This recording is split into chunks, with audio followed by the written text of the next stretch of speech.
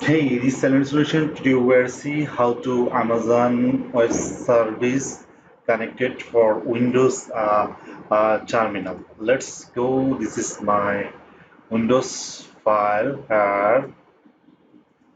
Just we'll go to our common pro and since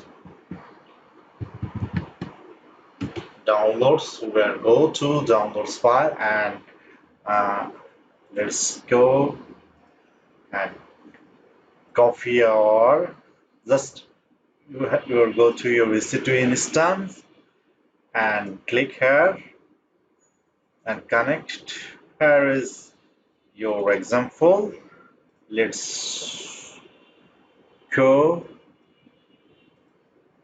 Must be where your path, that path is ensured. This is my key has have downloads file. That's why I have to where go to downloads. Let's go copy and paste. Just we're connected. Yeah, our connecting is done.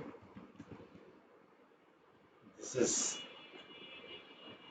cat etc os release. This is my Amazon machine. Thanks for watching.